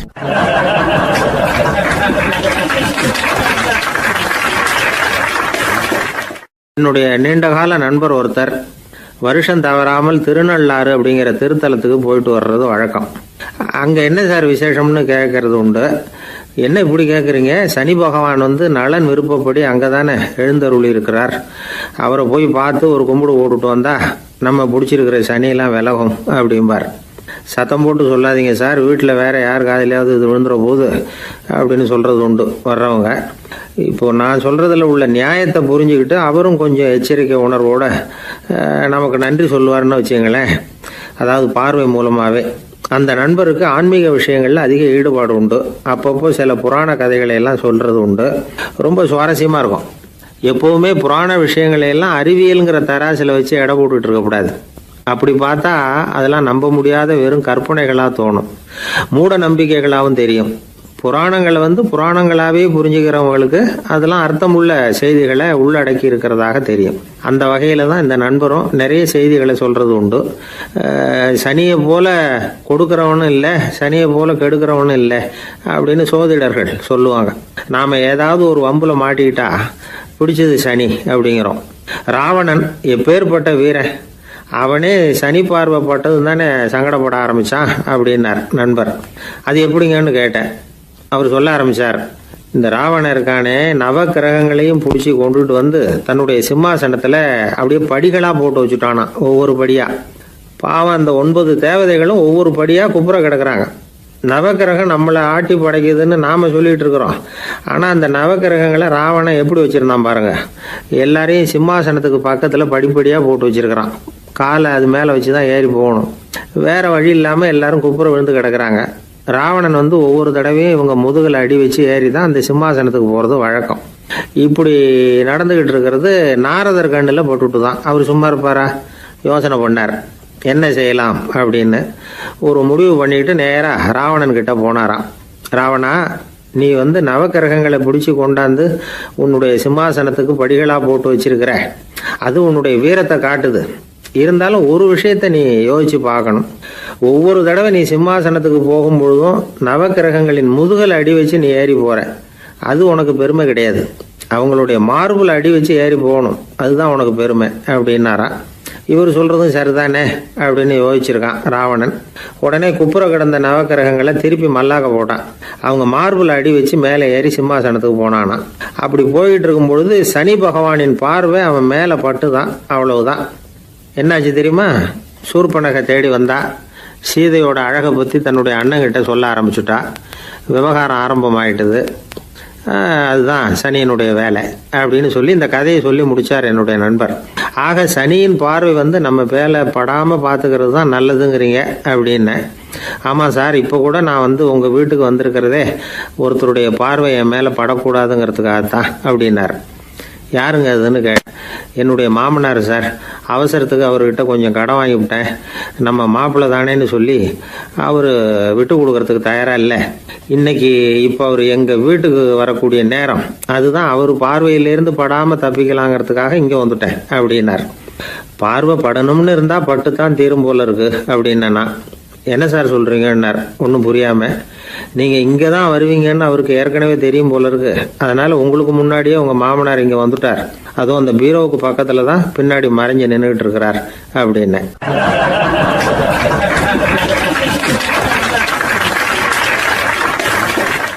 ஒருத்தர் குதிரை ரேஸுக்கு போனார். பணம் கட்டினார், தோற்று போயிட்டார். மறுபடியும் போனார், பணம் கட்டினார், தோற்று போனார். அடுத்த தடவையும் பணம் கட்ட போனப்போ அவரை தடுத்து கேட்டோம், ஏன் சார் ஏற்கனவே விட்டது போதாதா, இன்னமும் இருக்கிறத விடணுமா அப்படின்னு கேட்டோம். விட்டதையெல்லாம் மொத்தமாக எடுக்க வேணாமா சார், அதுக்காக தான் தொடர்ந்து பணம் கட்டுறேன்னார் அவர். இவரை திருத்துறது ரொம்ப கஷ்டம். இது ஒரு மனநோய். மனநோய்களில் பல வகை உண்டு. மனநோய்கள் பிரிவு அட்டவணையில் சூதாட்டம்ங்கிறது அவதியுறும் நோய் அப்படிங்கிற தலைப்பில் வருது. சூதாட்டம் 2 வகைப்படும்னு சொல்கிறாங்க உளவியல் நிபுணர்கள். ஒரு வகை எப்படின்னா, நண்பர்களோடு சேர்ந்துக்கிட்டு மகிழ்ச்சியும் கிளர்ச்சியும் அடையிறதுக்காக ஈடுபடுறது. பிரச்சனைகளை தீர்க்கறதுல ஒரு ஆர்வம். கேளிக்கைக்காக கொஞ்சம் விட்டு பிடிக்கிறது அப்படிங்கிற மனுஷனுடைய அடி மனசில் உள்ள விபரீத பிணைய சுபாவம், இதெல்லாம் அதுக்கு காரணம். இன்னொரு வகை எப்படின்னா, சூதாட்டத்தில் ஈடுபட்டு ஒரு கட்டாய நிலைமைக்கு ஆளாயிடுறது. ஈடுபடு அப்படின்னு மனசு ஒரு வெறித்தன்மையை தூண்டிக்கிட்டே இருக்கும். இப்படிப்பட்டவங்களுக்கு நாம் தோத்துக்கிட்டு இருக்கோங்கிறது தெரியும், நாம் ஜெயிக்கிறதுக்கான சந்தர்ப்பம் இல்லைங்கிறதும் தெரியும். இதனால் நமக்கும் கஷ்டம், நம்ம சுற்றி இருக்கிறவங்களுக்கும் கஷ்டங்கிறதும் புரியும். அப்படி இருந்தும் சூதாடுவாங்க. இதுக்கு காரணம் சூதாடியின் பகற்கனவு அப்படிங்கிறாங்க நிபுணர்கள். இந்த நிலைமைக்கு கட்டாய சூதாட்டம் அல்லது நிர்பந்த சூதாட்டம் அப்படின்னு பேர் வச்சிருக்கிறாங்க. இப்படிப்பட்ட ஆசாமி இருக்கிறது பூரா விட்டுருவான், கடன் வாங்குவான், திருடுவான். இருந்தாலும் என்னைக்காவது ஒரு நாள் ஜெயிச்சிருவேன் அப்படின்னு சொல்லிக்கிட்டே இருப்பான். விட்டதை எடுத்துருவேங்கிற ஒரு நம்பிக்கை சுடர் அவனுக்குள்ளே எரிஞ்சிக்கிட்டே இருக்கும். இவனை மனநோயாளி அப்படின்னு சொல்லிட முடியாதான். என்ன காரணம்னா, இது மாதிரி ஆளுங்க கிட்ட மன போராட்டமோ கவலையோ பதட்டமோ இருக்கிறது இல்லை. சில விசேஷமான குணங்கள் இவங்க கிட்ட உண்டு. எதிர்ப்பு உணர்ச்சி, சிறுபிள்ளைத்தனம், சட்டத்திட்டங்களையும் சம்பிரதாயங்களையும் உட தெரியாத மனப்போக்கு, பொறுப்பில்லாத தன்மை, நெறி தவறி நடக்கிறது எல்லாம் இவங்ககிட்ட உண்டு. ஆனால் வெளிப்பார்வைக்கு ரொம்ப சிநேகமாக இருப்பாங்க, அன்பாக இருப்பாங்க. அப்படி இருக்கிறதாக காட்டிக்குவாங்க. ஆதாயம், சுயலாபம் இதெல்லாம் கருதி தான் பழகுவாங்க. இவங்க கேட்குறப்ப நாம் பணம் கொடுக்கலன்னு வச்சுக்கோங்க, நம்மளை கை விட்ருவாங்க. நம்ம மேலே அவாண்டமாக பழி சுமத்துறது கூட தயங்க மாட்டாங்க. தங்களுடைய சூதாட்ட நடவடிக்கைகளுக்கு சாதகமான காரணங்களை சொல்லிகிட்டு இருப்பாங்க. நீ வேணும்னா பாரு, ஒரே நாளில் நான் இழந்ததையெல்லாம் மீட்டு லட்சாதிபதி ஆறேன்னா இல்லையா பாரு அப்படிம்பாங்க. தோற்று போகிறத ஒரு படிப்பினையாக இவங்க எடுத்துக்கிறதே இல்லை. தோற்று போகிறதுலேயே இவங்களுக்கு ஒரு அலாதியான சுகம். தனக்குத்தானே துன்பத்தை வரவழைச்சிக்கிட்டு இன்பம் அடையிறதுக்கு தன்வதை சுகம் அப்படின்னு பேர். இவங்கெல்லாம் அந்த ரகம். சில பேர் எப்படி தெரியுமா, மந்திர எண்ணங்களை வரவழைச்சிக்கிறது, சூதாடுறதுக்காக ஆஃபீஸில் கையாடல் பண்ணுறது, அடுத்தவங்ககிட்டேருந்து திருடுறது. இந்த மந்திர எண்ணம் தீவிரமாச்சுன்னா ஒரு மாதிரியாக பேச ஆரம்பிச்சிருவாங்க. தோல்வி தான் சார் வெற்றிக்கு முதல் படியும்பாங்க. தன்னால் பகடக்காய்களையும் குதிரை ஓட்டிகளையும், அதாவது இந்த ஜாக்கிகள், அதெல்லாம் கட்டுப்படுத்த முடியுங்கிற பித்து நிலைக்கு இவங்கெல்லாம் தள்ளப்பட்டுருவாங்க. சில சூதாடிகள் ஆராய்ச்சி பார்த்ததில் என்ன தெரிய வந்தது தெரியுமா, அவங்கெல்லாம் குழந்தை பருவத்தில் அன்புக்காக ஏங்கினவங்களாம், புறக்கணிக்கப்பட்டவங்களாம், உதவிகளை பெற முடியாதவங்க, இப்படிலாம் இருந்திருக்கிறாங்க. இவங்க வளர வளர மற்றவங்க சௌகரியம் பற்றி அக்கறை இல்லாதவங்களாக ஆயிடுறாங்க. அதிர்ஷ்ட தேவதை தன்னோடு இருக்கிறாங்க அப்படிங்கிற அசையாத நம்பிக்கை இவங்களுக்கு. இவங்களை திருத்துறது ரொம்ப கஷ்டம். அதனால் பந்தயம், சூதாட்டம் இது மாதிரியான விஷயங்களை விட்டு விலகியே இருக்கிறது தான் நமக்கு நல்லது. ஒரு ஆள் சொன்னான், என்னுடைய குதிரை வேகமாக ஓடுறதுக்கு என்ன வழி அப்படின்னு கால்நடை மருத்துவர்கிட்ட யோசனை கேட்டேன். அவர் ஒரு பாட்டில் நிறைய மாத்திரைகளை கொடுத்து தினம் 2 மாத்திரை விதமாக கொடுக்க சொன்னார். முதல் நாள் 2 மாத்திரையை கொடுத்துட்டு அது மேலே ஏறி உட்கார்றதுக்கு போனேன். அவ்வளவுதான். அதுக்குள்ளே அது அம்பு மாதிரி பாஞ்சு ஓடி போச்சு. நான் இன்னும் உட்காரவே இல்லை, அதுக்குள்ளே பாஞ்சு ஓடி போச்சு அப்படின்னா.